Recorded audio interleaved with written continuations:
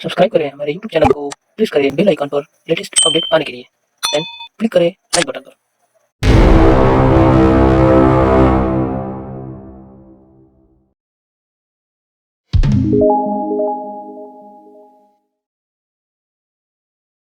Nandita ma'am, आपने मेरी बहुत मदद की है। मैं हमेशा से कंप्यूटर के बारे में जानना चाहता था। तो क्या तुम कंप्यूटर का इतिहास जानना चाहते हो राजेश? बिल्कुल मैम। क्या आपको कंप्यूटर के इतिहास के बारे में पता है? हाँ राजेश, तो मैं तुम्हें पहले कंप्यूटर के उत्पत्ति के बारे में बताती हूँ। हमारे लिए ये जानना बहुत जरूरी है कि कंप्यूटर हमारी दुनिया में कैसे आया। तभी हम साइबर स्पेस और साइबर सिक्योरिटी के बारे में ठीक तरह से समझ पाएंगे। जीवन के शुरुआती वक्त से ही इंसान गिनती करने की कोशिश करता रहा है।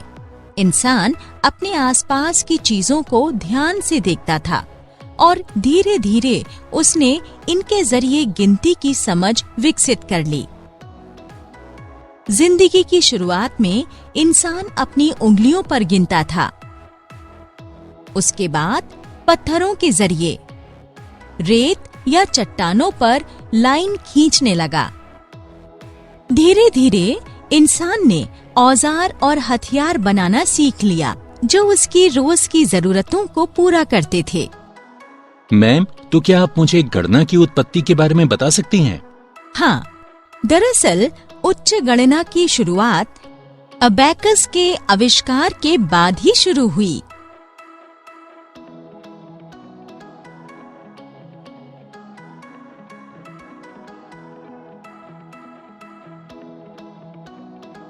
इसके बाद राजेश, साइंटिस्ट्स ने जिस सबसे जरूरी चीज की खोज की वो इंटरनेट है।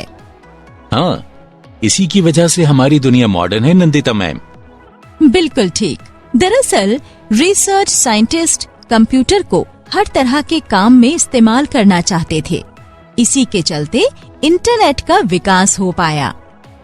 अमेरिका की एक defence advanced research projects agency, जिसे APRA भी कहते हैं, इसने ये फैसला किया कि अलग अलग जगहों के रिसर्च इंस्टीट्यूट्स में बैठे लोगों के साथ कंप्यूटर शेयर किया जाएगा। इसी पर चलकर आगे डेटा लिंक्स शेयर करने के लिए एक नेटवर्क बना जिसे हम ARPANET कहते हैं। इस विचार को कई रिसर्च इंस्टीट्यूट्स के साथ साझा किया गया था और इंटरनेट के विकास में कई साइंटिस्ट ने महत्वपूर्ण योगदान दिया। उसके बाद इंटरनेट उन साइंटिस्ट्स के लिए गौरव बन गया जो कंप्यूटर के जरिए इंफॉर्मेशन शेयर कर सकते थे। ये मौजूदा वक्त के इंटरनेट युग की शुरुआत थी। उसके बाद 1970 के दौर में कई स्वतंत्र कंप्यूटर नेटवर्क्स सामने आए। ये सभी नेटवर्क्स ARPANET के जरिए एक दूसरे से जुड़े थे।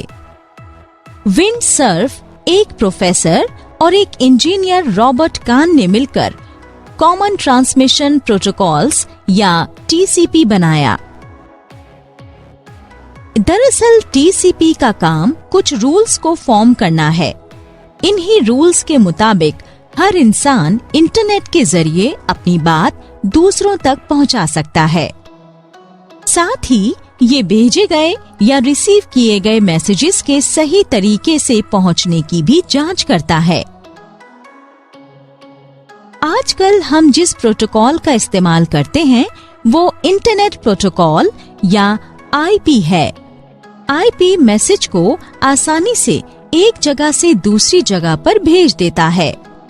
अगर आप किसी को कोई मैसेज भेज रहे हो तो उसे बिल्कुल उसी जगह पहुंचना चाहिए जहां आपने भेजा है।